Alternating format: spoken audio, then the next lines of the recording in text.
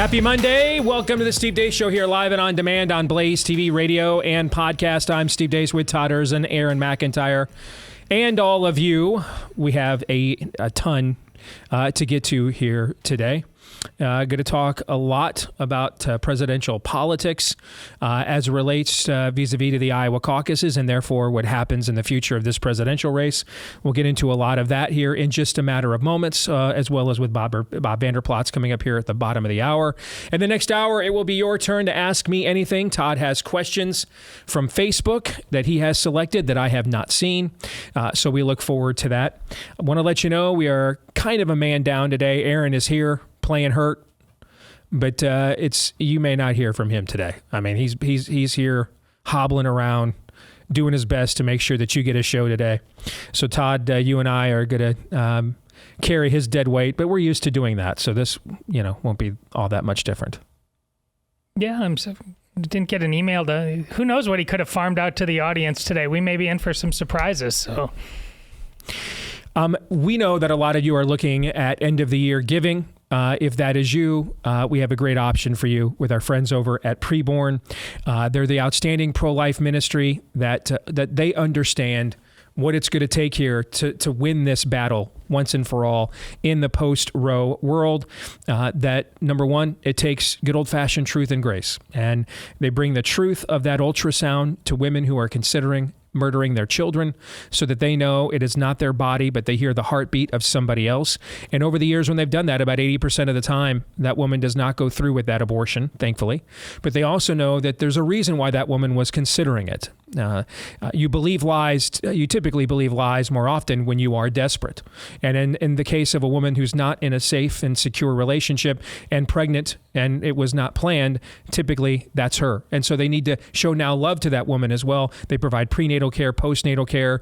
All of that is free of charge as well, provided they have tax-deductible donations from people like you. And if you'd like to make one, great time of year. It's a great time of year, any time of year, but particularly here with year-end giving. Give to Preborn, make a tax-deductible donation to them. Just $28 is all it costs for an ultrasound, and that ultrasound has 80% odds of saving a life for just $28. Go to preborn.com/Steve. That's preborn.com/Steve.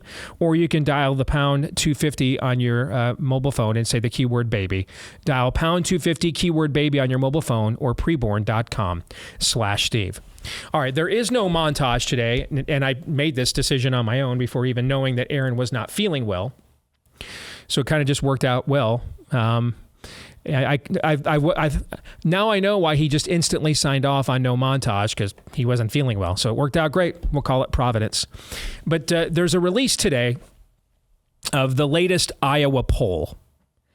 And I think now with the release of this poll, and we're at 35 days until the first votes are cast in the 2024 presidential election, I think that it is now time for us, to have, a blunt, but that's the only kinds of conversations we have around here, but a blunt conversation about the state of things, and not just in Iowa, but beyond.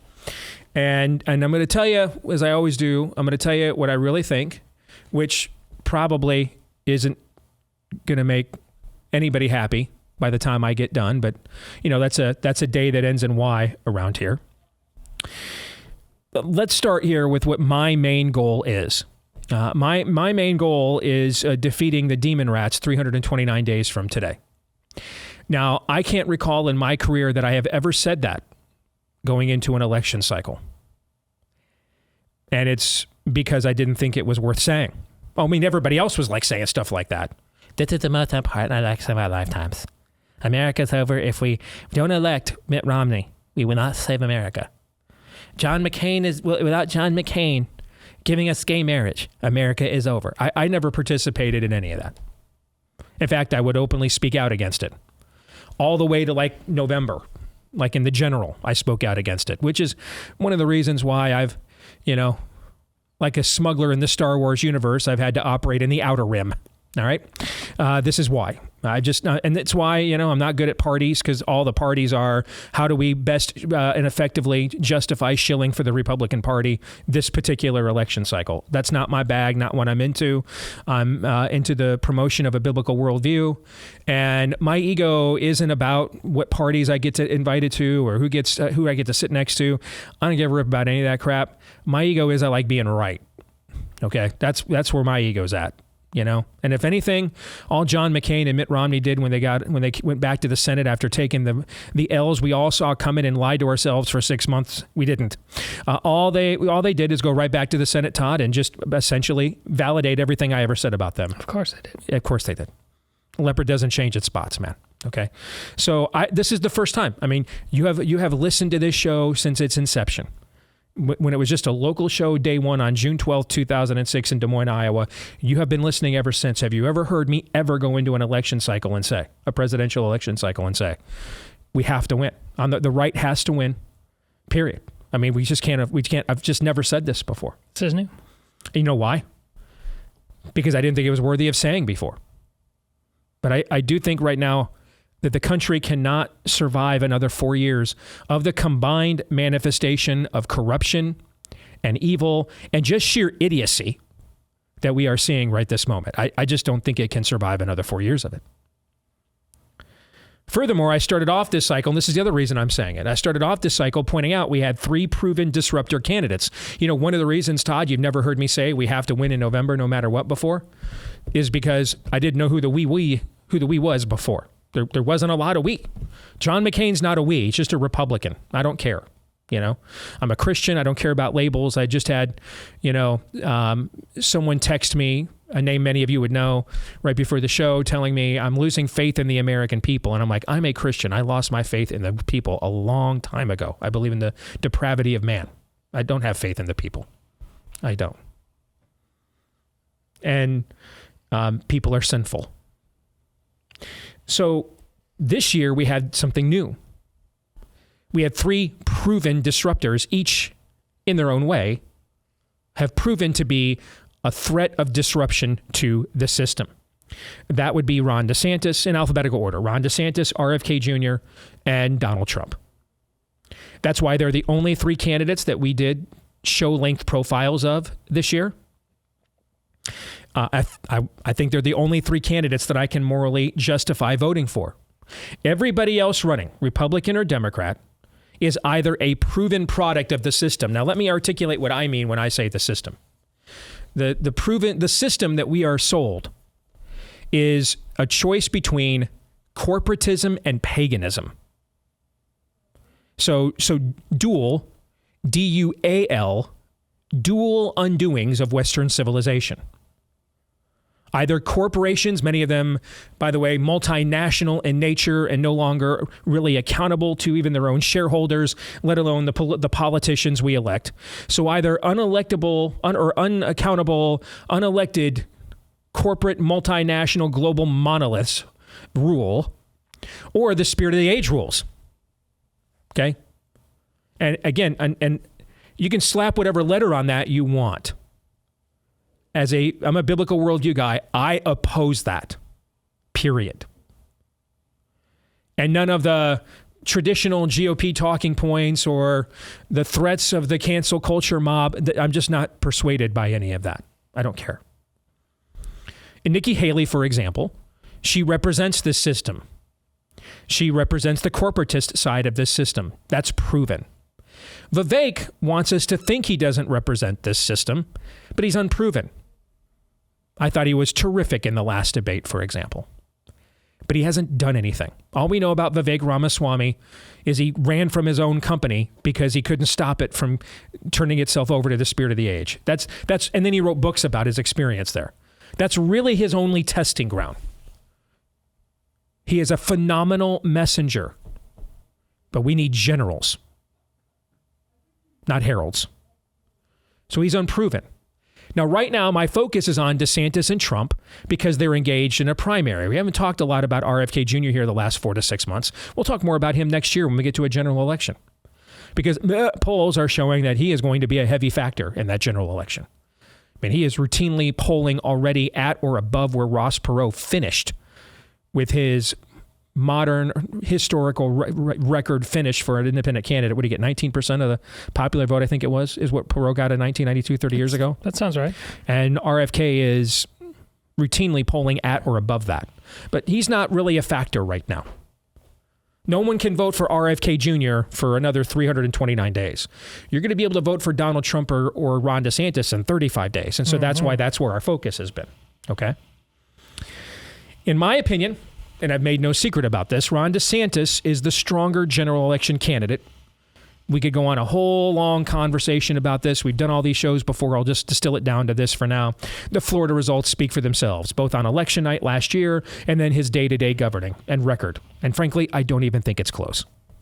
However, according to polls, GOP primary voters believe otherwise and believe Trump is the stronger candidate. Now, we're going to start voting in just 35 days, and those results are going to speak for themselves. But I truly believe both Trump and DeSantis, I want to reiterate what I touched on last Monday and go into more detail. Both Trump and DeSantis have a potentially fatal psyop they must overcome. If they do not overcome their fatal psyops, as I said on the show a week ago, and I'll spell it out in more detail here in a minute, I don't think either one of them, if they're the nominee, can win the presidency 329 days from now. One of them won't be the nominee if he can't overcome it. And the other one also may not be the nominee, but for different reasons, if he can't overcome it. Or the kind of nominee the country's never seen. And I'm not talking about the fact because he's a big star and he's from the private sector and he's got a bombastic personality, but for other reasons. And we need to address this. And who's the we? I'm not talking about people in Team Trump or Team DeSantis. I'm talking about people who legit are the remnant of what is left of America. You know, we used to say this a lot on our show. There's two Americas. There's the left America, and then there's what's left of America. Okay? If you are the remnant of what's left of America, the last remaining 7,000 men in Israel, God told Elijah about that hadn't taken the knee to Baal yet, that you are still trying to critically think in some way, shape, or form and consider yourself a patriot therein, I'm talking to you. You're the we. You're the we. Republicans aren't the we. Democrats aren't the we. You're the we I'm talking to. Okay? Let's start with Trump and I think the fatal psyop that he is up against. 84 days from today. 84 days from today. It is very likely that Trump is going to be put on trial as an insurrectionist in front of the Star Chamber that the D.C. Gulag calls a jury there. Yet, still, and I was just at an event recently with a lot of Trump supporters, with a well-known Trump operative. And we all got along great.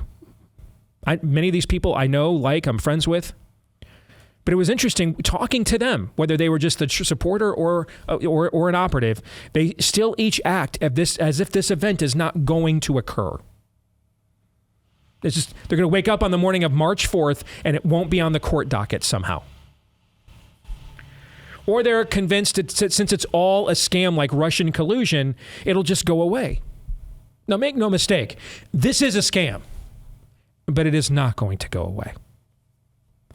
These people seriously plan to convict and incarcerate Donald Trump. I've been saying this for really a year. For a year on this show, I've been saying this. They've already done this to many of his supporters, both violent and nonviolent, because of January 6th. Well, Steve, that narrative's falling apart with the footage coming out. You misunderstand. The footage coming out will make it more likely they'll do this. You're dealing with demonic levels of gaslighting. The more truth that comes out, the worse they will lie. It's the other way around. When you get converted and start living for Christ, the enemy is not like, that's just adorable. Adorbs. We missed out on that family, Todd. Just leave those folks alone. No, dude, it gets worse. It gets worse. You start working on the nefarious sequel and your wife texts you at 1 o'clock in the morning and says, you are not going to believe this. I have to drive myself to the ER in the middle of December because I have a bacterial infection going up my entire hand that I need them to pop and drain. That happened to me this weekend, by the way, while I was in Dallas, beginning work on the nefarious sequel.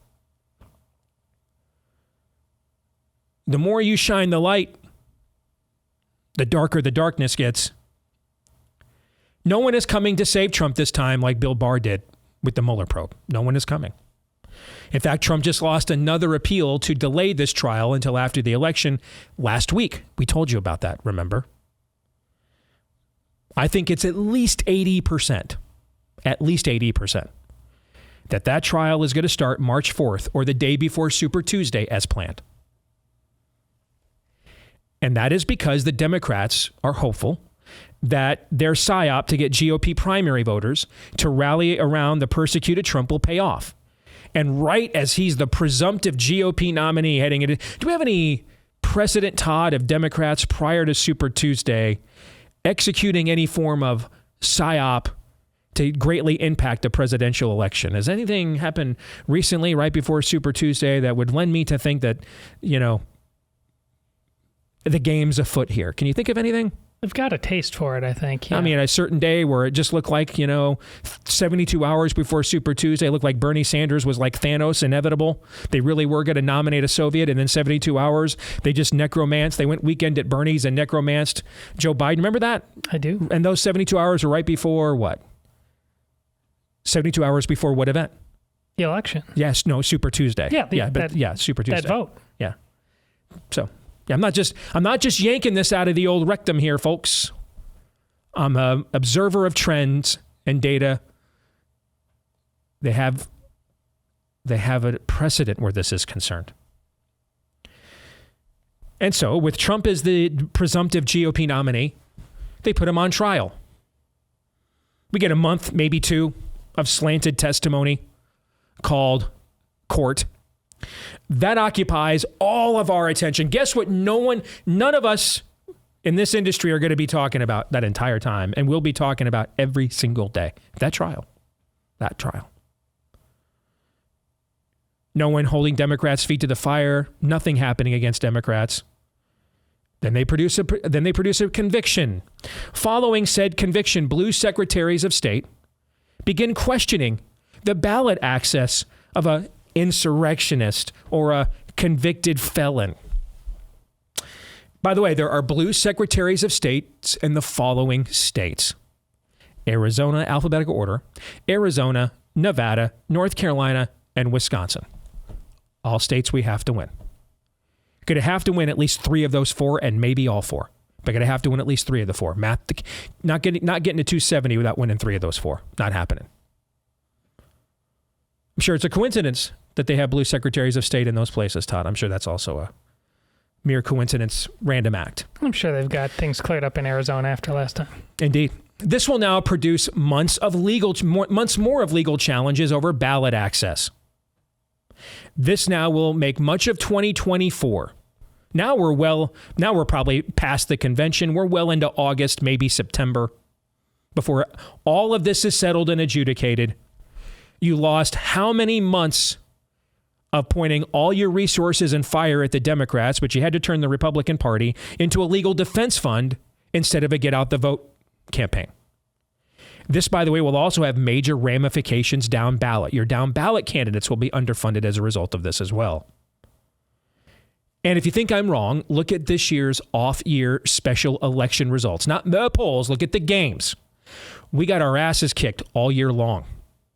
2023 was a terrible year for the right in off-year special elections. That's a fact. The games count. Not the spread, not the polls. The games count.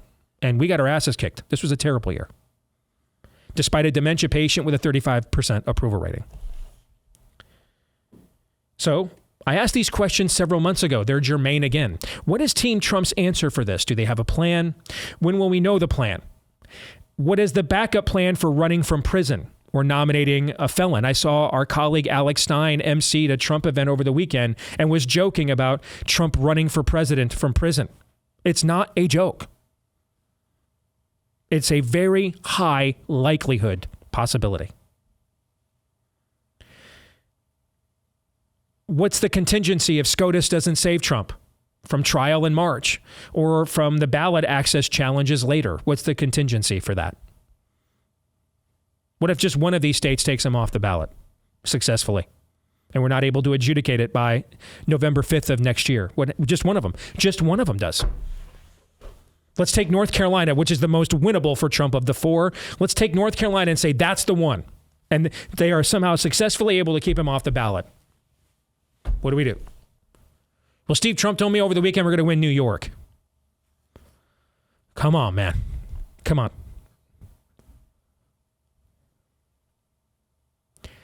These are questions we all deserve answers to before entrusting our collective fates here.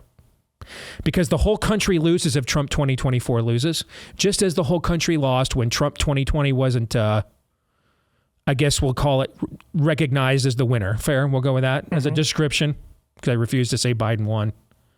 Now, this brings me to DeSantis. For him, the primary polling psyop marches on. Des Moines Register's Iowa poll today wants us to believe he has the exact same amount of total support that he had before he received the endorsement of the most popular politician the state of Iowa has seen so far in the 21st century. Getting the endorsement of Kim Reynolds, who, by the way, did not issue a paper endorsement. She's been on the campaign trail with him and for him pretty much since she endorsed a month ago. Right. And somehow the Iowa poll shows he has the exact same total support, 67%. It's exactly what he had in October, and that's what he has now. Okay. By the way, who predicted that was going to be the case? Yeah. I did. Yeah, I did. I warned about this. Nobody listened. They heard me. To quote White Men Can't Jump, they heard Jimmy, but they didn't listen to Jimmy. They heard me. Oh, that's just that crazy days. Oh, okay. I have said this on my show. I've told everyone I know in the DeSantis camp, including the candidate himself. The public numbers are never moving. Did I not say this, Todd? How many times have I said this? More than I can count. They are not going to move. They're not credible. They are a psyop. Just as the mask percentages were never going to move. The mask was always going to be 99% effective, never 89%. The jab was always going to make sure. Well, at least now I have it, but because of the jab, I will not get serious illness. The Iowa poll today says Trump has both a 30-point lead and half of the electorate is willing to change its mind. Come on, man. Come on. And we're not saying 30-point lead with half of the electorate willing to change its mind on July 11th. It's December 11th, 35 days out. If half the electorate is willing to change its mind, you don't have a 30-point lead. Or if you have a 30-point lead, half of the electorate's not willing to change its mind. Both of these things can be false. One can be false and the other true, and one true and the other false. They cannot both possibly be true. It's not possible.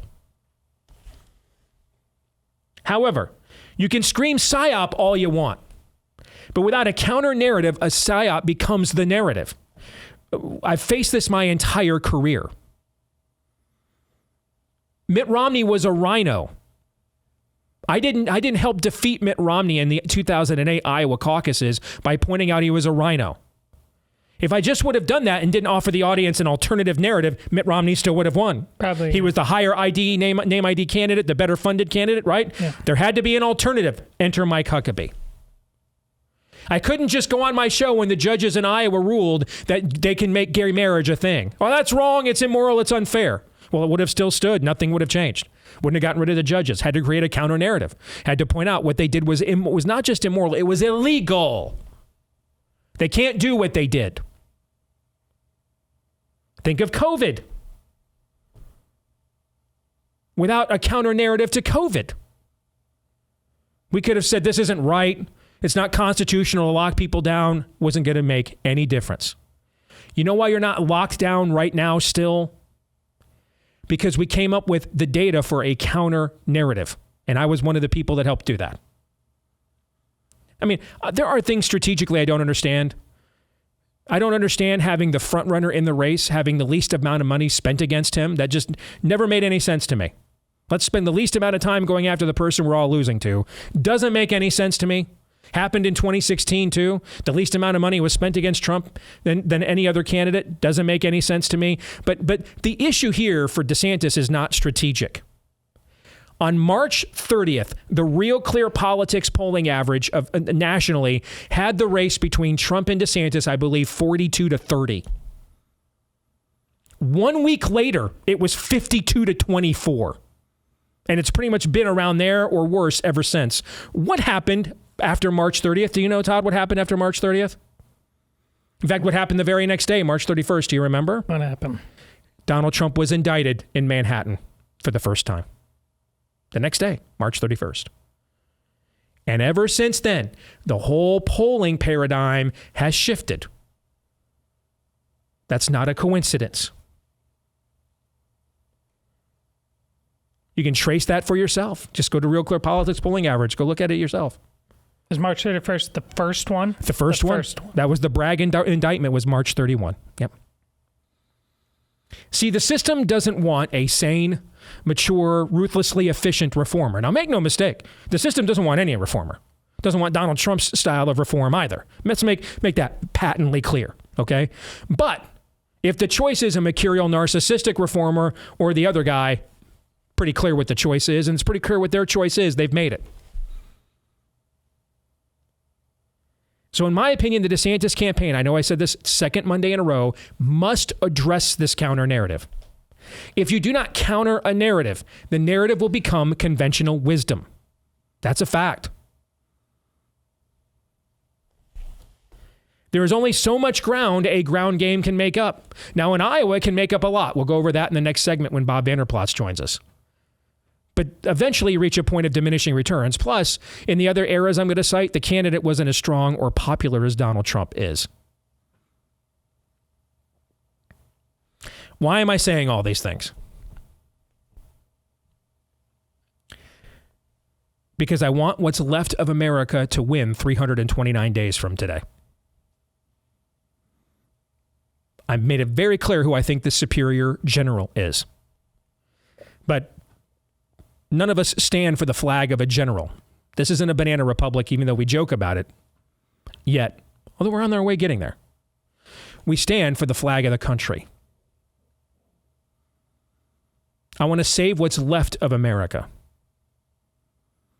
I want my granddaughter, who by God's grace will be born here right around Super Tuesday, right around the time this trial begins against Trump. I want her and any of my future grandchildren, as well as my actual children already born, and yours, to have a chance at what we are desperately trying to give up and give away. That's why. And I don't believe the best candidate in the race, in my opinion, will get that chance if he doesn't deal with this immediate obstacle right in his face right now.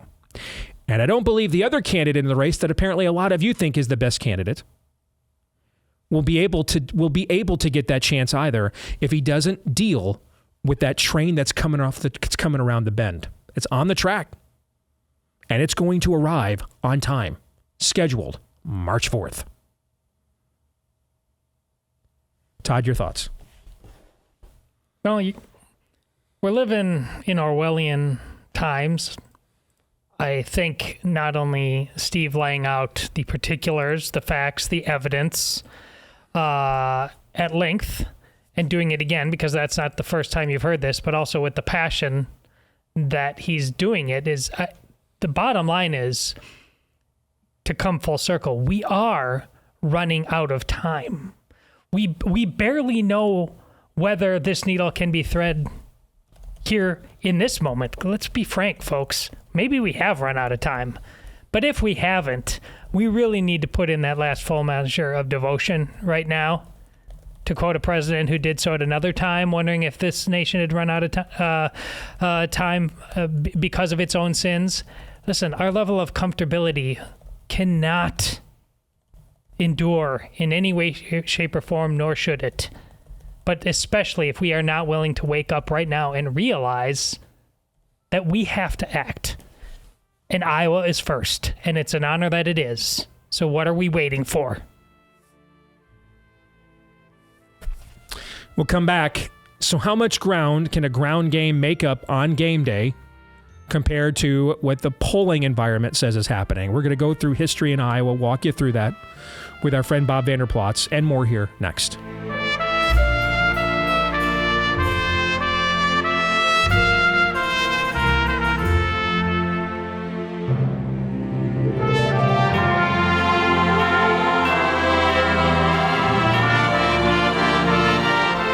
right, back here on the Steve Deace Show. Our friends at Patriot Mobile, they have been leaders in establishing the parallel economy that we desperately need. Unfortunately,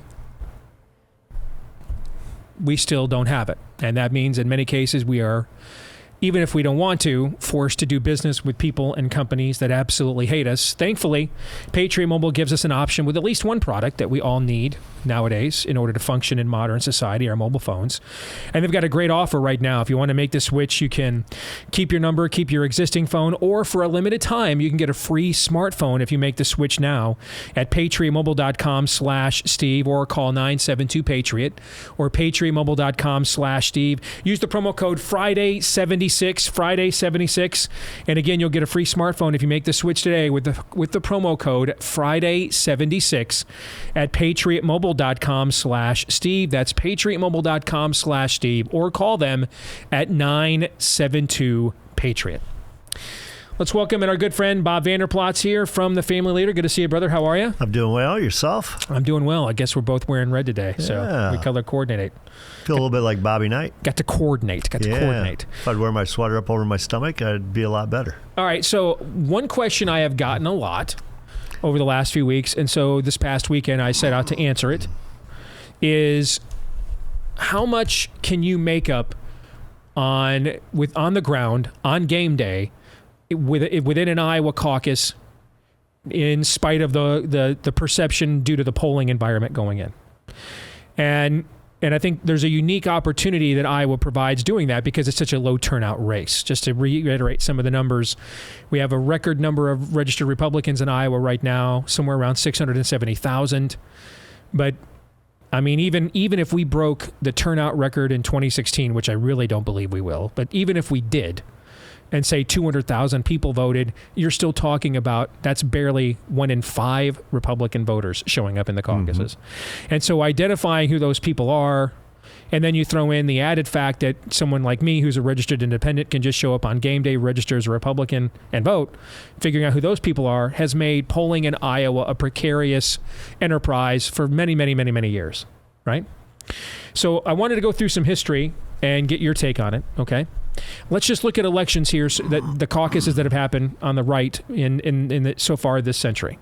In 2000, the final Iowa poll of that cycle had George W. Bush beating Steve Forbes 43-20 with Alan Keyes next at 8%. On game day, the actual result was W 41, Forbes 31, and Keyes at 14, which means Forbes and Keyes combined made up a combined 17 polling points on game day. In 2008, this was the most accurate polling cycle in Iowa we have ever had. The final Iowa poll had it Huckabee 32, Romney 26. That's pretty close to the final result. It was Huckabee 34, Romney 25. Huckabee ended up overperforming his polling by just about 2%. In 2012, the final Iowa poll had it Romney 24, Ron Paul 22, Rick Santorum 15. And the latter two had the superior grassroots organizations for sure. On game day, it ended up being Santorum 24.6, Romney 24.5, and Ron Paul at 21. So one candidate with the superior organization slightly underperformed in Ron Paul. The other one, Santorum, way overperformed by 9. That was a net gain. Those two campaigns net gained over 8 points from where they were polling heading into game day. And then finally, the last Iowa poll in 2016 had it Trump 28, Cruz 23, Rubio 15. So Trump was a little more grassroots candidate than Rubio, but Rubio had the far better organization. On game day, it ended up being Cruz 28, Trump 24, Rubio 23. Trump almost finished third, which means that year that the superior ground operations made up a combined 13 points of polling ground on game day. So when you hear those numbers, all right, so just to reiterate, 2017 polling points on game day, 2008 2 points on game day, 2012 8 points on game day, 2016 13 points of polling ground on game day, right? So the Des Moines Register comes out with a poll today, shows Trump up by 30 points, despite the fact half of the electorate is undecided. I don't know how those two things can be true at the same time. This laid out. Mm-hmm. I would not put out a poll. To me, either half the electorate's undecided or they're not. But that not aside, all right? That's what the Iowa poll is showing now. I'm assuming they'll do one more before the caucus is on January the 15th. But your read of that history, much of which you lived. I think it all goes down to organization and passion. I think the ones I really lived, the 2000 caucuses, I remember those. And with George W. Bush winning those, I really wasn't all into the caucuses at that point, either for Forbes or for Keyes or for Bush. But I'm sure I participated in them. But 2008 with Huckabee, it was organization and passion. And Steve, you lived that one as well because a lot of it was organic in nature. Mm-hmm. You start getting the organic in nature stuff and stuff's going to happen. Now, he ended up polling better than what his final poll was, but as you said, that was pretty close to accurate, the most accurate they had. 2012, a lot of people are pointing to Rick Santorum. And what Santorum took advantage of, and I think you're going to have that this cycle as well, is there was a lot of peaks and valleys, but what they knew is that they didn't want Romney. Who could they have to be the alternative to Romney? And so Santorum, he was at 15% going into the election day, and he wins it with 24% and beats out Romney. So people then landed quickly and said, you know what, Santorum's our guy. He got the last final peak, and he was won the Iowa caucuses. Cruz, you know how much organization Cruz put into this thing. Mm-hmm. That's the best organized caucus that we have had ever until right now in 2024, which I'd argue that Ron DeSantis is way better organized than Ted Cruz was at this time in the Iowa caucuses. So organization is definitely advantaged DeSantis. Now we got to see how much passion is there really in finding an alternative to the former president. If there's a lot of passion on top of that organization, you're going to see Nikki Haley people start going to DeSantis. You're going to see Vivek's people start going to DeSantis because they're going to say that's the guy that can be the alternative to Trump. Can it make up 30 points? Historically, I would say no. But that being said, I did a little fun last night before the Iowa poll came out this morning. I texted a couple people. I didn't text you this, Steve. But I texted them, where did I think the Iowa poll would be right now? And I was pretty doggone close, with one exception. Trump's at 51. I had him at 41. I had him 10 points lower than what he's polling at. I had DeSantis at 22. He's at 19.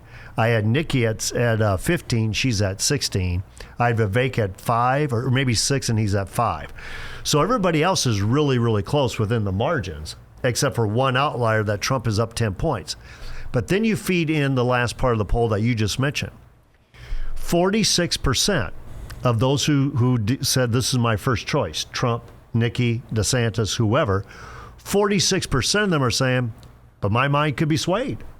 So today I'm telling you, I'm voting Trump, I'm voting DeSantis, whoever it is, but 46% of those are saying my mind could be swayed.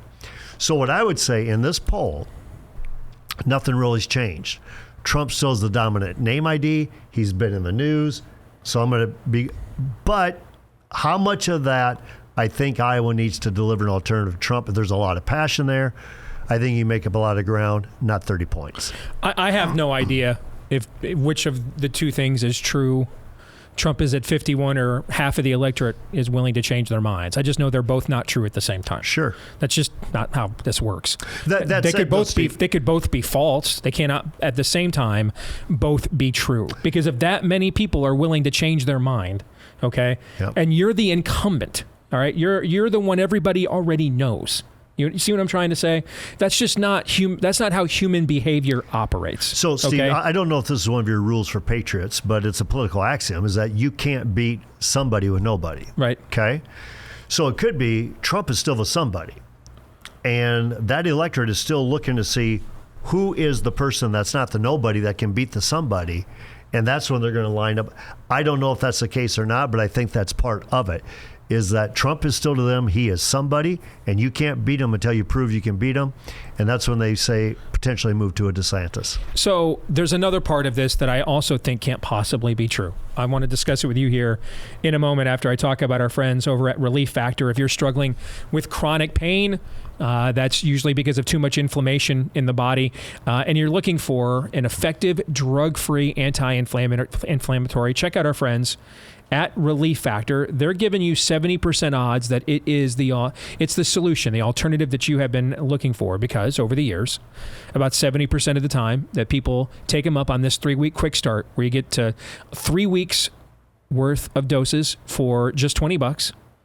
The results they see in 3 weeks or less have them sticking around long term. 70% of the time, that's the case. So it may not be what you're looking for, and your level of pain may be beyond drug-free solutions. And if that's the case, go get professional medical help. But this is a formula that was created by physicians who can prescribe drugs, and so they think that there's a high likelihood this is the solution you're looking for.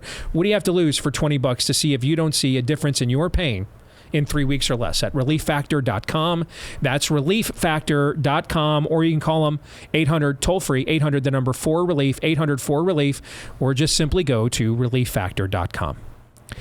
Even though I've warned you publicly and privately, I warned the audience publicly and privately that I knew this was going to happen. And you always give me the same look you're giving me right now, okay? Every time I tell you this, and then it happens. You're a friend. Okay? Go ahead. And then it happens. I want to hear it. Okay? I told everybody the public numbers would not move with the Kim Reynolds endorsement. You did tell me that. And people thought I was nuts. They thought I was crazy. Okay? Steve, they all wouldn't just lie that masks don't work. Yes, they would. Steve, they all wouldn't just lie that yes, they would. They all just lie all the time. It defies credulity on any level at all that Ron DeSantis has the exact same level of total support in the Iowa poll now than he had in October before he received the endorsement of the most popular politician our state has had so far in the 21st century, Kim Reynolds. It just defies it, especially because it wasn't just like a paper mache press release endorsement. She's been out on the campaign trail a lot on her own with him. TV. Okay, she's been all over TV. The idea that she would throw all that considerable, this woman just won by nearly the same margin Ron DeSantis did, by the way, in 2022. This is the most popular politician in the state of Iowa so far in the 21st century. The idea that she would put her full-throated support behind you and it wouldn't move anything at all, it's not credible, Bob. It's not. And you can go tell your buddy Ann Seltzer I said that. Oh, it's not credible. It's not. First of all, I'm the one who was part of that poll that Ann Seltzer did that had me down 30 points before Election Day. I know. Here's the thing. By putting out a poll like that, it's one of two things. If you're Trump and you're at 51% and your closest competitor is 19%, you've got to turn out issue yourself. Meaning, why would your supporters want to go out and turn out for you if you're just going to win by 30 anyhow? Why would I give up 2 hours of my night? The other part of it is, though, is that the Ron DeSantis people, the Nikki Haley people, Vivek people, they need to convince their people, no, you need to flood that caucuses at this point. Or they say, you know what, why would I turn out? We're going to get beat anyhow. So I think what it is, it's still an organization. It's a passion game. I don't believe the evangelical numbers in the poll. At least that's not what our base is saying to us. I think they're looking for an alternative. And we'll see how this breaks. We still have, 5 weeks until tonight? And then the caucuses get played and we'll know what the vote really is, what the poll really is. The DeSantis campaign is going to have to figure out how to defeat this psyop. Ultimately, people want their vote to count. And ultimately, they want to vote for who they think has momentum and who they think is going to win. Now, because of the nature of the caucus process, more people vote principally here. You saw that, for example, in the Alan Keyes example.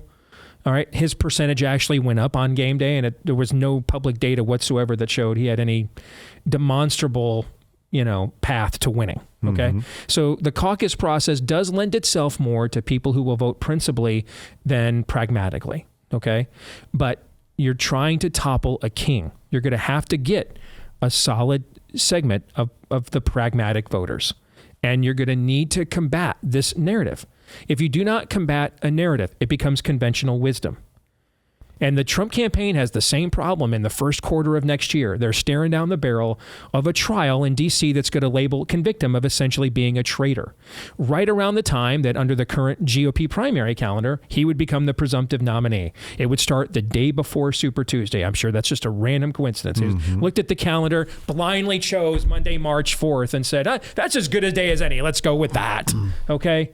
I mean, these are the twin realities both of these campaigns are looking at. And I have to tell you, when I talk to people in both of them, they either give me a gobsmacked look, or that's what happens on the DeSantis side, or on the Trump side, they look at me just convinced that a Bill Barr will come out of the shadows, like Ultimate Warrior will just come out of the stands and help Hulk Hogan against the Macho Man, okay, and save Trump from another, scam legal persecution.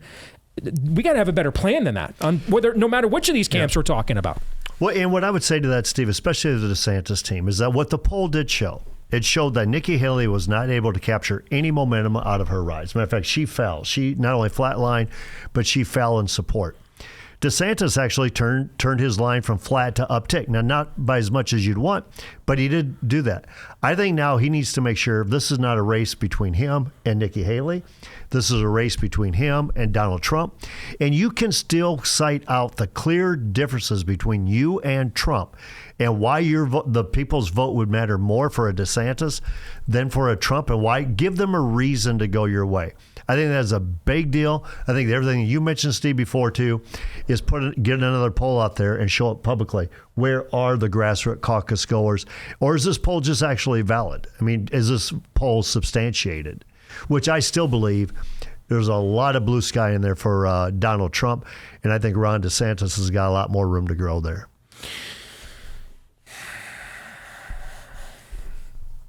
One thing I don't understand, how is it possible the least amount of money has been spent against the guy who's the front runner? Explain that strategy to me. Well, that's what I'm saying, is that nobody's daring to take him on. This happened in 2016 too. No, everybody thought Trump would go away though in 2016. In 2024, I think what they're worried about is that I don't want to tick him off. I don't want to tick off his donor or his supporters. Then drop out of the race. Need those supporters. If you cannot differentiate yourself against a campaign rival without having it go against you, then that person's just too strong, and you shouldn't run against him. Drop out tomorrow. Trump, and you know this as well, but he has given you a lot to say. Differentiate yourself. No doubt.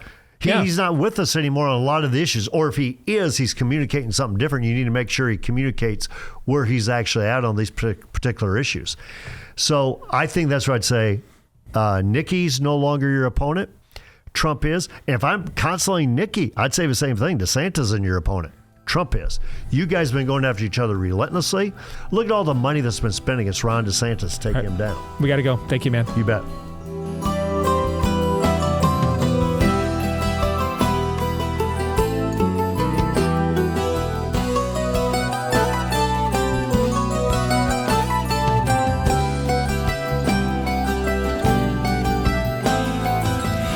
All right, back here with Hour 2, live and on demand on Blaze TV, radio, and podcast. Steve Deace here with a very beleaguered, yet battling Aaron McIntyre. He is, I never understood this. I used to rant about this. I did sports talk radio. The guy, he has a day off today. In Major League Baseball, the day off guy, but yet he's still sitting there in uniform on the bench. And you're like, a day off would mean you're not at work, right? If you can come to the park and we need you in the lineup, you should play. Okay. Well, Aaron has one of those days off today. I mean, he is hanging by a string. He's not feeling well at all. But because of you, because of America, he is here battling through. And because you and I are inept and we can't do it, he does. And we're also contractually out of days off and can't take any more time away without losing money. That's also why. There's lots of ands. There's the codicils and corollaries, but the central reason, don't bury the lead here, it's for America. That's why. Okay? Those other things, they matter a lot. Okay, but they all point to the real reason. He's on the wall for America. And then Todd and I are just here marking time. Let us know what you think about what we think. You can email the show, steve@stevedeace.com. That's DEACE. Like us on Facebook, me, we, and Gab. You can follow me at Steve Deace Show on Twitter, Getter, Instagram, and TikTok. And if you are a podcast listener and have not done this yet, please leave us a 5-star review. Thanks to all of you who have.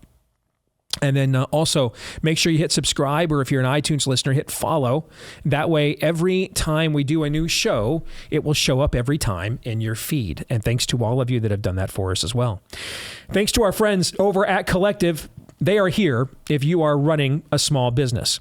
They know that you want to be focused on your passion and profitability, not paperwork. And that's where your Collective membership comes in. With Collective, bookkeeping and accounting don't need to be hassles anymore. You can start saving thousands of dollars and hours as well by letting Collective handle all your back office work so that you can just focus on growing your business. All right. Collective is the all-in-one financial solution for self-employed entrepreneurs that lets you focus on your passion. Let Collective handle all of that stuff. By the way, it comes at the fraction of the cost of a CPA, and they specialize in S-Corps. That's a tax selection that saves its members an average of $10,000 per year. So if your business of one is making at least $60,000 a year in profit annually, you could be missing out on thousands in tax savings a year. So for a limited time, Collective, they're waiving the onboarding fee when you go to collective.com/Steve and tell them Steve sent you. That's me. Tell them I sent you at collective.com/Steve, collective.com/Steve. That's a $199 value, and they're waiving it for you at collective.com/Steve. Just tell them me. Just tell them Steve sent you. We have some quick breaking news, Todd, I want to get your reaction to because it goes right with what we were just discussing last hour. Okay. We'll get to Ask Me Anything here in a moment, but we have some breaking news. This is courtesy of NBC News. NBC News is reporting that Jack Smith, he is the prosecutor, the federal prosecutor that is overseeing a couple of the probes against Trump, both the trial in Miami, where the judge is a good judge and giving Trump a fair shake there. That's the documents case. And then also the D.C. jury there. That's the gulag, the Star Chamber there. He's overseeing that case as well. You recall that a week ago, we told you that the central claim of Trump's defense to either have this case thrown out or delayed until after the election is that presidential immunity now also extends to after you're president. And the Trump campaign, the Trump legal team, they're kind of one of the same. They will say, well, this is a unique situation in that he's also a candidate for president again right now, but he is a private citizen. I mean, that's why he's been showing up in New York in a private civil trial where they're trying to steal his family fortune from him. He's a private citizen. And so what Trump is arguing is that you have forever immunity. Once you're president of the United States, you cannot be prosecuted, period. Okay, you have forever immunity. Jack Smith, the federal prosecutor, is actually attempting to go directly now. He has filed for an emergency ruling at the U.S. Supreme Court to have them rule on this now. So to bypass, Trump appealed this to the federal judge overseeing his case in D.C. She overruled him last week. I was just referencing that in what we were just talking about. This now goes before the D.C. Court of Appeals. We told you about that a week ago. We walked you through that process. The current makeup of that court is 7 Democrat appointees, 4 Republican appointees, 3 of them appointed by Trump, but the 4th Republican appointee was appointed by George Herbert Walker Bush. So if your name's Donald Trump, that's basically a Democrat probably. So you're looking at an 8-3 ruling probably against you at the Court of Appeals, but it would take more time and energy to figure that out and file that stuff and have those things heard. Jack Smith, the federal prosecutor, wants the Supreme Court to chime in on this now. Does Trump have perpetual immunity, even as a private citizen? Does he have perpetual presidential immunity? The prosecutor, Jack Smith, is trying to get SCOTUS to rule on this now. In my view, that is a clear sign of what I told you last hour. They fully intend to put him on trial as soon as possible. And the soonest they can put him on trial is the Monday before Super Tuesday. That's what I think is going down here. Now, the court has to agree to hear this motion. They may not, which will just put us right back in the normal timetable of things. And then it'll likely eventually end up in their lap anyway. Okay. But that is breaking news as of about 15 minutes ago. Well, when you were talking with Bob about the plan, I and you did mention at one point the Supreme Court. in many ways, I think that is the default plan. And looking back at Bush v. Gore, how that ultimately played out and how the air was let out of the balloon when that court got involved, perhaps even a guy like Jack Smith needs to know. The hard part about playing chicken, Scott Glenn, is knowing when to flinch. Mm-hmm. I think maybe he wants a sooner rather than later in on what that might mean. Because as confident as you are about everything that you said today, is that perhaps of all the variables in this game, something maybe you're 50-50, but less comfortable than other things, where the Supreme Court... Yeah, that's my 20%. I don't know the answer. Yeah, so, now, if it was just what's the D.C. Court of Appeals going to do? It'd be 100%. Yeah, but exactly. But I don't. But the 20% is I don't know what the court will do. I have no clue. I don't know if they'll even agree to hear it. Okay, and here's the thing. I kind of think the most pro-Trump. Well, I don't know this for sure. Whom we would assume is the most pro-Trump judge on the panel, Clarence Thomas. I don't know that he's going to be in favor of granting perpetual immunity to a presidential candidate or to a former president. That once you leave the White House, it's granted into perpetuity. Yeah, I don't see. And I don't know what's possible in terms of sending that back with narrowing it. Where they literally if they did that, they would essentially be going against the reasons they overturned Roe a year ago. They'd be carving out an exception that doesn't exist. They'd be saying that, well, since this is a unique circumstance. Okay, that was the argument for Roe v. Wade. Well, when they wrote the Constitution, we didn't have in utero, women didn't have rights and couldn't vote and everything else. And so now they have the right to kill their own baby if they want, because things change.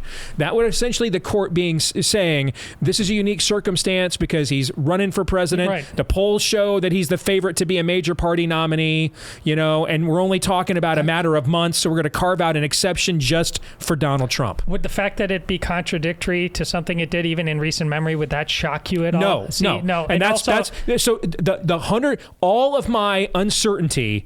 Yes. So I'm 80% sure he's going to trial, but 100% of my uncertainty is in that other 20%. I do not know what the Supreme Court will do. I don't. And the last thing I want to say about this is, have we discovered who the leaker is yet? The Supreme Court leaker? No, that was never discovered. Exactly. Yeah. So, my theory is, by the way, just to reiterate, I believe John Roberts was the leaker to try to pressure the other justices because he would agree to overturn Roe, but they were going to go, or not overturn Roe, but to go for the 15-week ban, but he didn't want them to go so far as to overturn Roe. That's always been my theory of who the leaker is. It was the Chief Justice. But that being said, if you think the Chief Justice is willing to do that, and I believe you may very well be right on that, could signals have already been sent back channels to all parties involved about where... In other words, Jack already knows what the court thinks, so let's go ahead and have this done right now and make it official. Is that what you're saying? Maybe Jack might already know that there's not enough, because what do you need, 4 votes to give cert? That they may not even have the votes to get cert. It's just something like, Jack, based on your actions... we can see that this is what you think is going on. Yep. We're not going to tell you what's going on. We're just going to tell you that what you think is going on also isn't going on. I think that's possible too. Is it also possible that, because you've got this other thing going on where it's clear they're trying to push Biden out. You had Senator Chris Murphy this morning say this was a legal and this was the right thing to do to indict Hunter Biden. Okay, so we've got this simultaneous op to push Biden out, to push the Bidens out at the same time.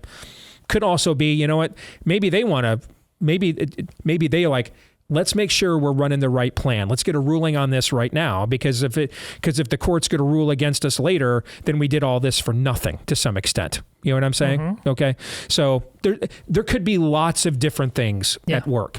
I think the thing that we just need to understand is they don't operate over there on random coincidence. And they have demonstrated this many, many, many, many times. That coordination, whether off the record is what you're talking about, or under the radar, or under the table, or just blatantly out in the open, like we saw Super Tuesday, the 72 hours before and after Super Tuesday in 2020, where all of a sudden everybody's media narratives just instantly switched. They don't just kind of do the random stuff that happens over here. That's why the leaker was never found. Right. Talk about defying credulity. There's no way that leaker shouldn't be found. That's one of the most... When did that happen, by the way? It was like a week or two before the ruling was released on Dobbs. What part of the year? That was June, if I remember right, May or June of 2022. Yeah. It was just a few weeks, 2-3 weeks before Dobbs. Because remember, we had the protest at Judge Kavanaugh and Judge Barrett's residences, if I remember right. My point being, we're a year and a half into it. No. Impossible. Okay. What are the odds Jack Smith is asking a question then he doesn't already know the answer to? What would you say those odds are? Oh, see, that's the part where I get... that I don't know. I don't either. You could talk me into what you said, that he kind of knows, and that's why he's asking. You could talk me into, they probably want to know right now before they go all the way and say, all right, this is the plan for the election, and to find out if they need another plan or not. You could talk me into either one.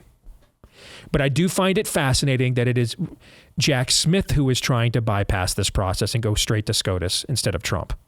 I do think that is fascinating.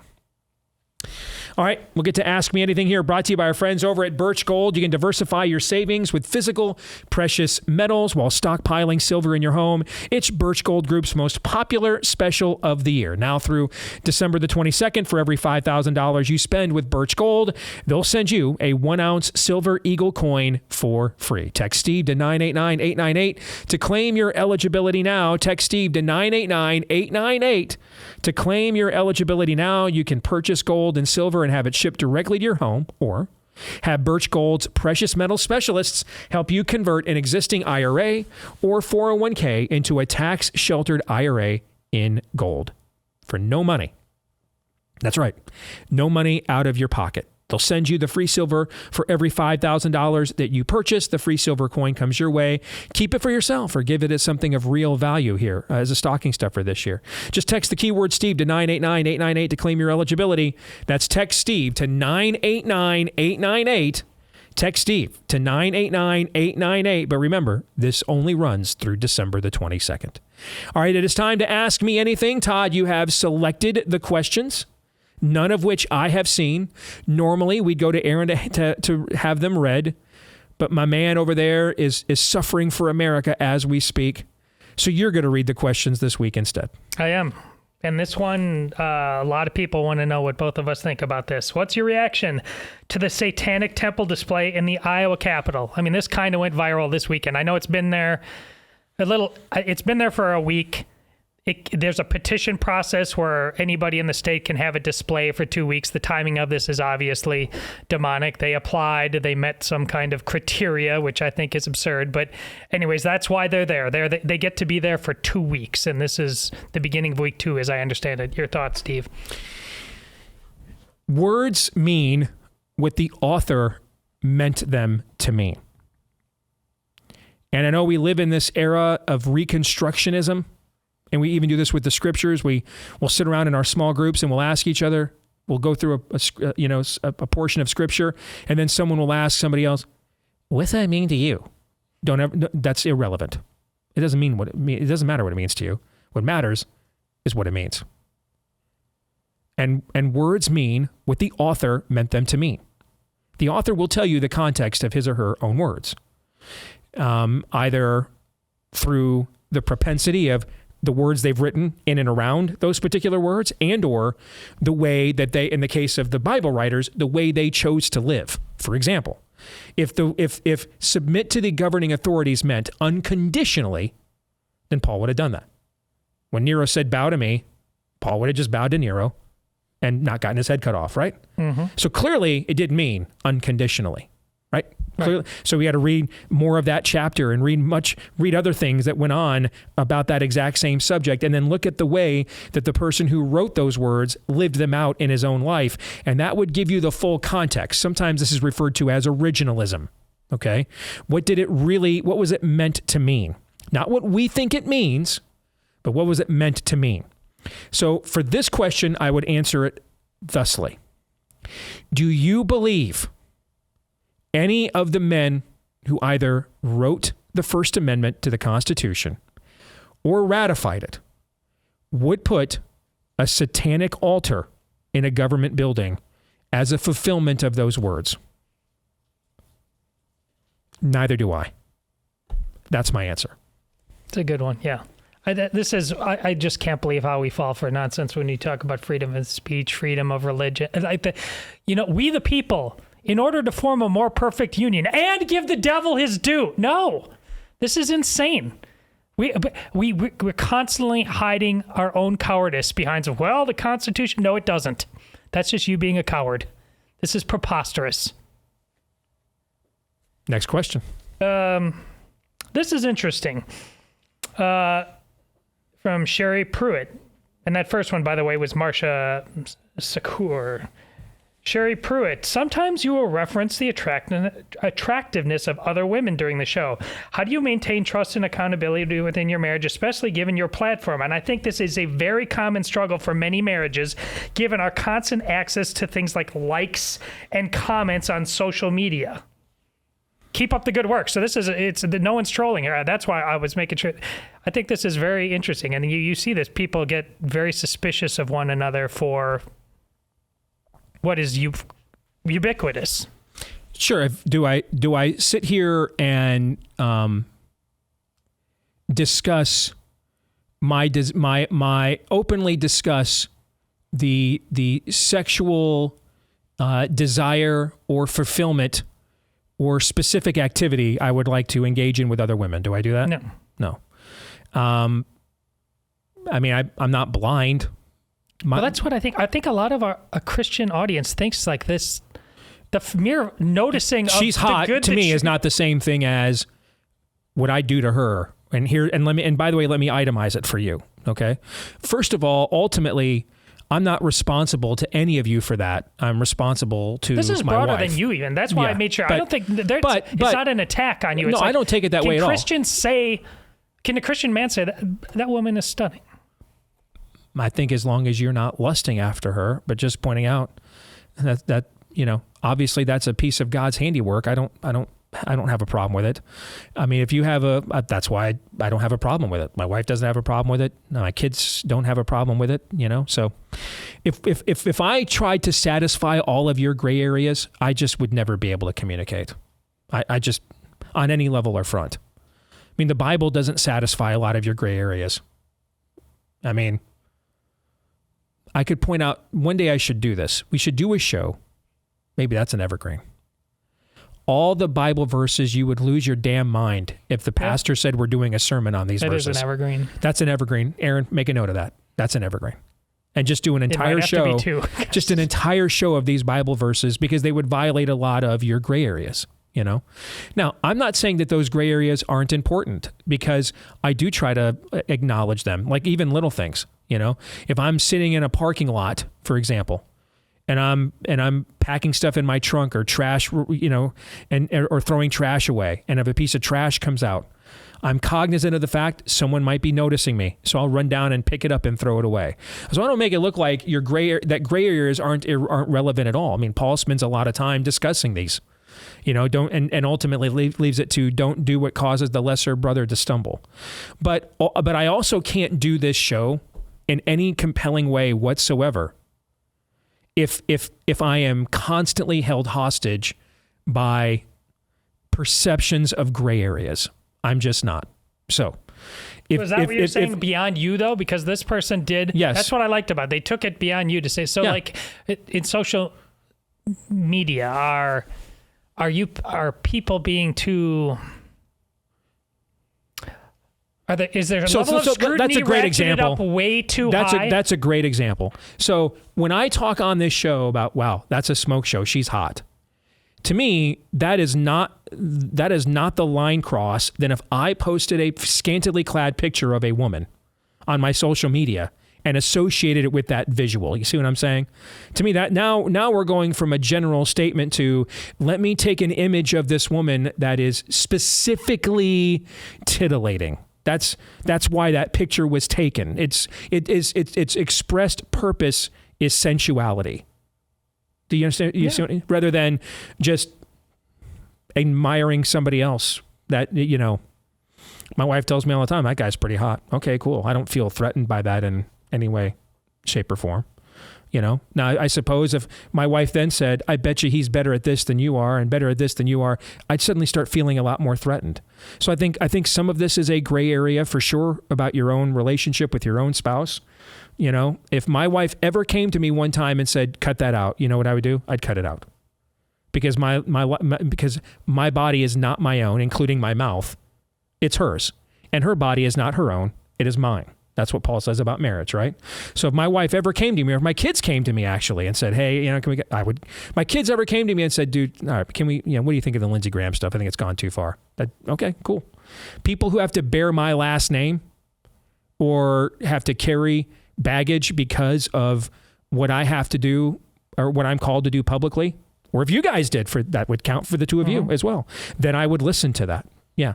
But as a general rule, if we're saying things like people have asked me, let me give you an example. When Paul tells the Galatian Judaizers to cut their entire penis off, is the intention of his reference of the male phallus to titillate? Is that the intention of his reference? No. No. Is it sensual in nature in any way, shape, or form? No. Okay? Even though he is referencing an organ that can absolutely be used in those contexts, right? Mm-hmm. But he is not referencing it in that context, correct? Yeah. Okay. When I am pointing out the complete fraud that Lindsey Graham is it with the intent of titillating anybody? No. Or is it with the intent of being sensual about whatever his peccadillos or fetishes are? No. No, it's with the exact same intent that Paul is using when he tells the Judaizers to cut their penises off. He's mocking them, okay? And that's exactly what I am doing, all right? Now, does that mean, therefore, though, and this is where we need accountability with one another, does that mean my purpose and intent is the ultimate standard? Is that the ultimate standard either? No, it's not. This is a long-winded answer. You know why? Because you didn't ask me, is it okay to commit adultery with my eyes with that woman? That would be a pretty short conversation, right? Right. No. You asked me, how far can we go in admiring the attractiveness of the opposite sex? That one is a much more complicated answer, I believe. I was getting ready to read past this and move on, but I kept reading it, and there was fellowship there, and then there was... this is complicated enough to the point that Origen, who... great theologian and thinker of the... if you're looking him up, it's Origen, if you're looking him up. But 4th century, if memory serves. But there's a reason he's not Saint Origen, is because at the end of his brilliant career, he became heretical to the point he castrated himself over the kind of things we're talking about. How do I interpret this? How far can I go? What's too far? What's not...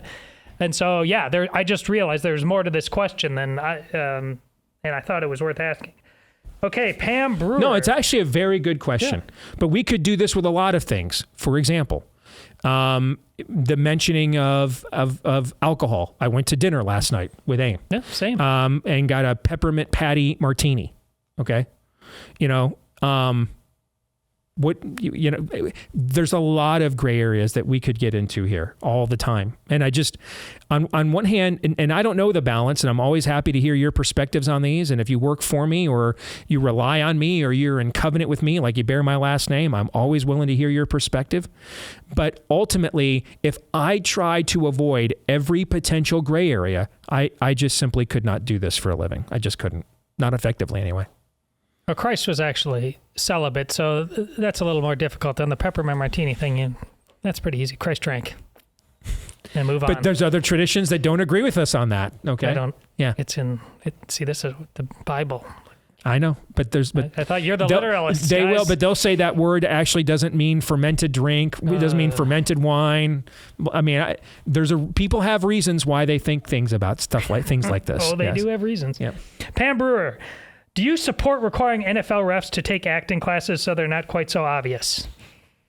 I don't know. That's all. It's just in what context is she talking about? What happened this weekend? Is it about the Chiefs? Aaron's not participating right now, but is there anything you see that this is more germane than in any other week or year? Here's what I do think, and I first had this thought, the NFC Championship game that the Saints and the Rams played several years ago, where there was an obvious pass interference on the Rams, right. and 2 referees are looking right at it and don't flag it, okay? Right.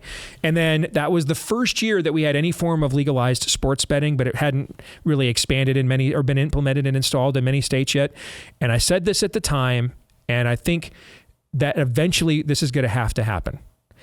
Since we're in a market, an economy of scale based on since we're in a speculative market based on an economy of scale, like a soybean market, any commodity market, gold, we just read for birch gold, that would be one, right? Gold would be one, okay? And if you're in a speculative market, there has to be, and there is what amounts to public trading based on what people are speculating about that market. The only one I can think of that does not have some third party monitoring agency that can bring criminal charges against people is sports betting.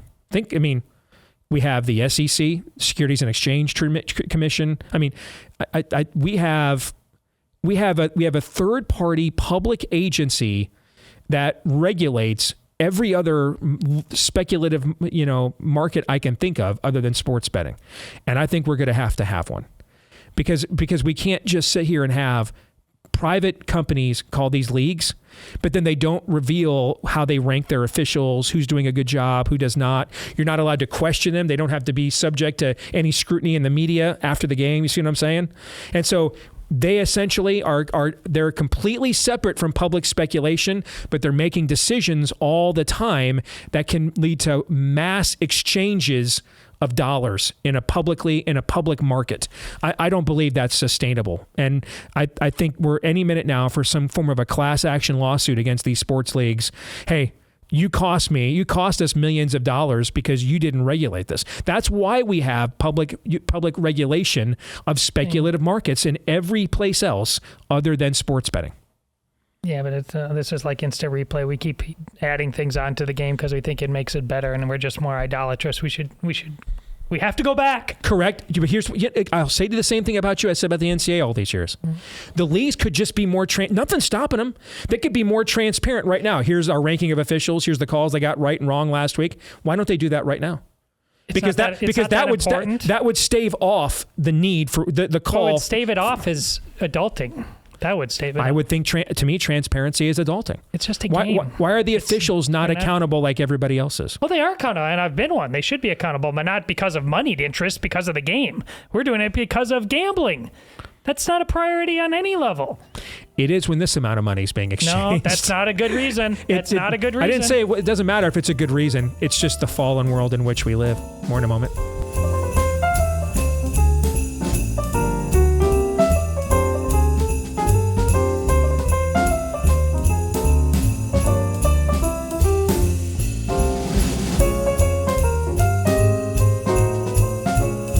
So Constitution Wealth came on board here right at the start of the year, and they had a plan. We like people that have plans. Now, you can't be married to a plan. You have a great plan, and things can be going great, and then they drop a scamdemic in your lap. Got to come up with a new plan when that happens, right? And we did. And when they put a gun at your head and say, you have to end all of your success now.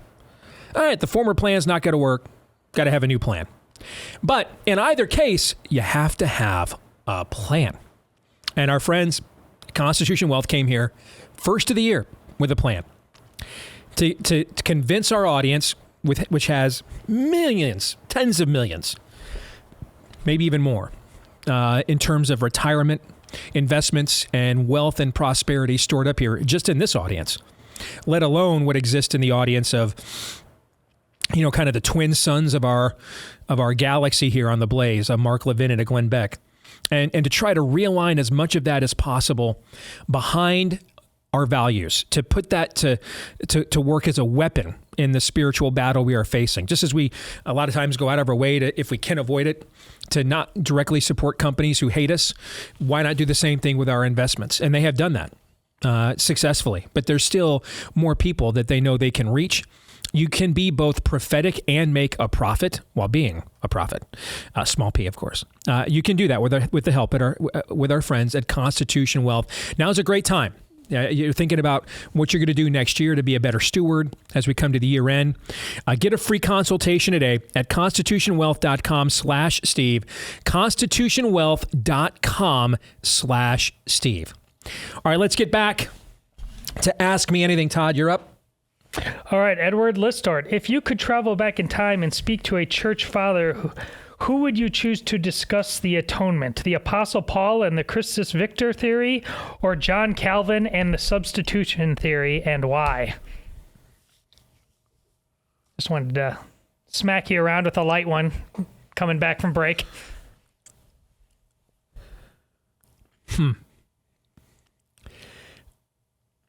I think this is hard because you're talking about two of the greatest influences in church history who have their detractors. If you go back to the 90s and the old Jesus seminar, that was kind of the first.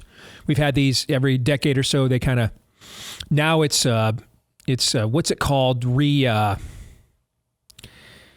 Revoice. Now it's called Revoice. Before Revoice, it was called Emergent. It's had different iterations through the years, but one of the first in modern times of just openly spouting heresy was called the Jesus Seminar. And it was this group of Ivy League seminarian theology, quote unquote, experts. Listen to the experts, Todd. That got together one day in the very late 90s and determined that basically all of Paul's letters were no longer canon or scripture. And that if it wasn't specifically said by Christ in a red letter, then it wasn't, and it was in the New Testament, then it wasn't to be considered canon or scriptural. Okay. So even, the Apostle Paul, who wrote most of the New Testament, had detractors at one point, and had them while writing much of the New Testament. He is responding to critics and challenges, to his apostolic authority throughout his epistles. At one point, Peter himself says, he even rebukes Peter at one point, and Peter's like, in another one of his letters, like, man, the stuff Paul writes is tough to understand. Okay, so even in that era, he had pushback at times.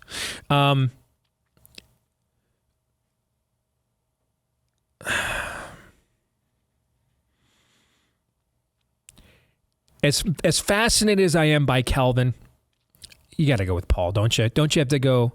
Let me tell you the reason I would not. Me? Let me tell you the reason I would not choose Paul. Man, spending a lot of time in the first century is a hell of a lot harder than spending a lot of time in the 16th or the 17th, I should say. Okay, not by our standards. Neither one of them's easy. All right, but dude, they at least had chamber pots back then. Okay, so that would be my shallow reasons for going with Calvin instead. But I in terms of theological integrity, you got to go with the guy who actually was writing scripture, not the guy who was putting his own spin on it, which may or may not be biblical, may or may not be brilliant, depending on your viewpoint, but in and of itself was not scripture. Jim Mayo, how easy do you as a father believe it can be for us to miss the mark when it comes to allowing secularism to become the standard in our homes? Extremely. It's impossible. We live in a secularized, pluralistic society. Much of the church is not. Chances are most of you in this audience, if you go to a church, you go to a church that when topics that were topics of what's happening in the culture contemporarily almost never come up. And then when they do, you're sitting there bracing, just hoping that your pastor doesn't, disappoint you or betray you. I mean, that's the church environment. So the idea that you're going to keep that out of your home environment, it's just not realistic. And it's never been realistic, frankly, ever. I mean, you can't be in the world and not of it. And be out of, we're in this world. We live in this world. The idea, Paul, going back to the aforementioned Paul, he went to he quotes Virgil to the Greeks. The idea that you're going to be completely immune from the culture that surrounds you just isn't realistic. We're relational creatures. We're human beings. The question is, what are you, not so much what you're influenced by, but what are you driven by? Do you understand the proper place of those cultural influences, what the right and proper chain of command is?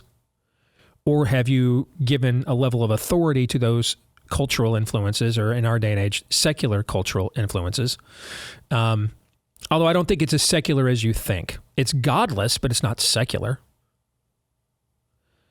The point of secularism was to get Christianity out of there so it could install its own demonic paganism instead. Secularism is in and of itself a temporary stage for any culture, any human interaction, any institution. Ultimately, someone must be God, right? You saw the clip over the weekend from Anthony Fauci declaring himself as such. I'm God. Yeah, I guess you could say I grew up Catholic and maybe identify that, but I've reached a point of morality, self-aware morality now that I don't really need that. That's exactly what he said. So something's going to rule. Something will occupy the God-shaped hole in all of your hearts, and something will occupy the place of preeminence that only belongs to God himself. So that seat will never stay empty. Someone will sit on that throne. Something will sit on that throne every single time.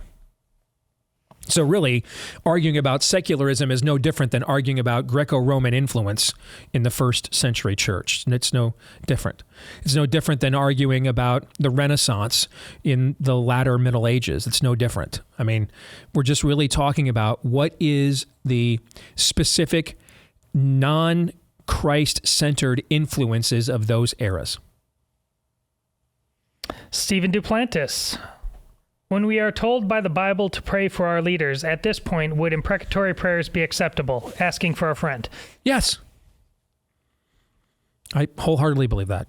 I don't know that I would do that exclusively, just, but again, since Paul seems to be the name of this portion of the show, Paul writes, mercy triumphs over judgment, but it does not cancel judgment. So, I don't, in an age, in this age, I don't know that I would, well, I guess I can't even say that. You know what? Let me just put it this way. I don't see any problem at all. I don't. And I'd be curious for someone to biblically come up with a counter argument, because I can't think of one off the top of my head, so I'd be interested to entertain it. I don't see any problem at all with, for example, asking God for Joe Biden's eyes to be opened so that he will turn to him and listen to his word. And then following that right up and saying, but if he does not, Father, you are the heart of the king is in the hand of the Lord, your word says. So if he will not turn, then I pray that you'll remove him and put somebody else, you'll install someone else there that will listen to you. Because when the righteous rule, the people rejoice. I don't see a problem with that on any level at all. And I'd be fascinated to hear an argument to counter it. Marcia Sue, on a scale of 1 to 10, what is the possibility that Michigan Governor Gretchen Psychopath Whitmer will end up being the DNC nominee? I don't know.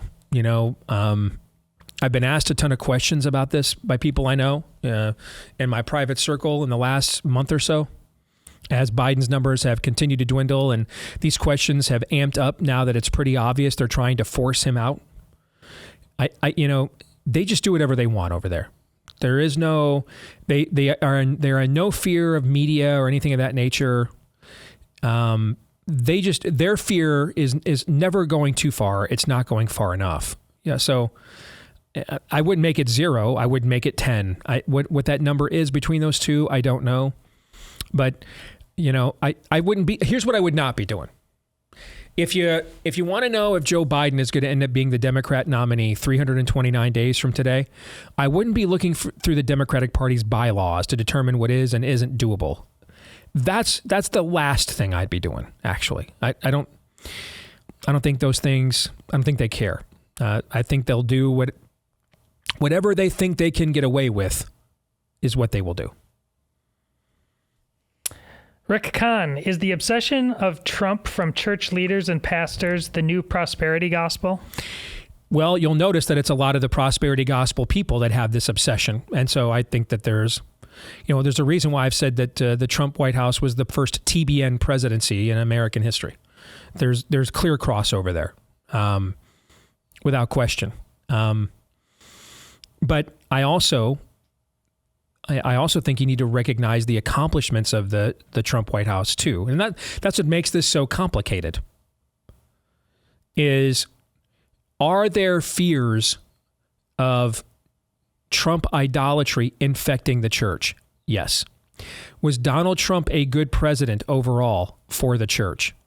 Well, until he helped shut them down on March 16, 2020, that answer was also, Todd, what? Yeah, yes. pretty good. Yeah.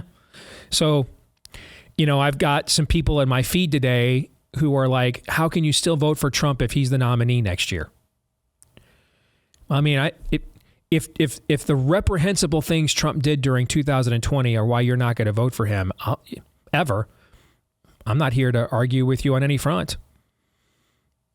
I'm probably one of the reasons you know about that, because I helped lead with a few others the pushback against that throughout the whole course of that year.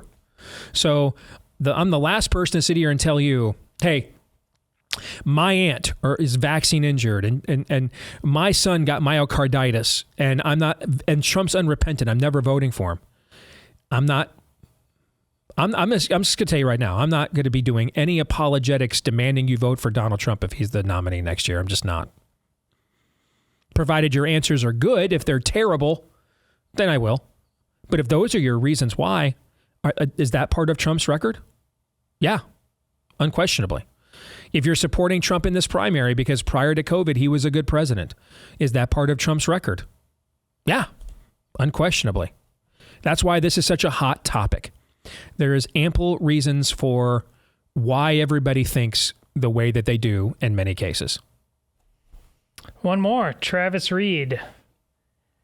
Do conservatives get so protective over individual rights and not wanting socialism that we become selfish in the process? I know that I have very little compassion for the poor because I think it is largely due to their bad decisions. But then I read the Bible and feel convicted I should be more generous. God has granted me compassion and grace for my bad decisions. So shouldn't I do the same? Number one, I would remove anybody else from your own accountability. God doesn't do group accountability except in people he's in group covenant with. So whether we're talking about in the Old Testament Israel or in the New Testament the church, everything else is an individual relationship with God. If you get rid of this idea of group accountability, group rights, that's what the spirit of the age proclaims. All right? In the kingdom of God, you are individually made. You are fearfully and wonderfully made individually. You will be individually accountable to God for your sins.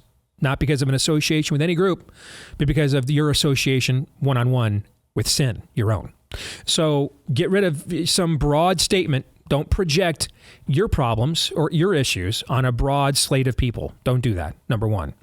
But number two, the self-awareness that you indicated for you personally sounds like you're convicted. And based on what you have read and studied, you should be. Now, keep this in mind. The proverb says, this is the word of the Lord, when someone who is hungry steals from you, and they do so because they're hungry, you're not angry that they stole from you. You're empathetic. You understand. However, are they still a thief? Yeah, they're still a thief. And they still must pay restitution for what they took. You're not permitted to steal just because you're poor. Nor are you permitted to look down on people just because you're not. It's a heart issue. So, sounds like you thought that you've been convicted of a hardened heart. You should respond to that. But I also would not project that to everybody else because you had an issue with it. It just is your issue. It doesn't mean you're the only one that has that issue. You're not. But it doesn't mean everybody that thinks like you has that issue. It just means that you do. All right, I know a lot of you have an issue right now with finding a good movie to watch. Check out The Blind right now on the Blaze. It's the first time we've ever given you access to a theatrical grade movie on our platform. The true life story of our colleague, Phil Robertson. It's fantastically done. It's also pretty raw. I didn't say profane, but it is raw. Okay, so some adult conversations, small a, are going to be had, so be warned about that. But that's also what makes this movie so good. $19.99, it's available right now. If you don't want to have to pay Amazon or Apple that money, you want to give it to us instead, go to blazetv.com/theblind. That's blazetv.com/theblind. Todd, you have a last word really quick before we sign off? Brent Ray wants to know if you've watched or heard of Leave the World Behind on Netflix. I've heard of it. I have not watched it yet, but I am planning to. And Christina Feather says, guys, UFOs are off limits. We're entering ancient aliens on cult territory. Stay away. Look for Michael Heiser or possibly Ali Siadatan. I know all this stuff. You guys, a million of you email me about all this stuff. Every time aliens come up, I know. Stop. Okay? Stop. All right. John 3:17.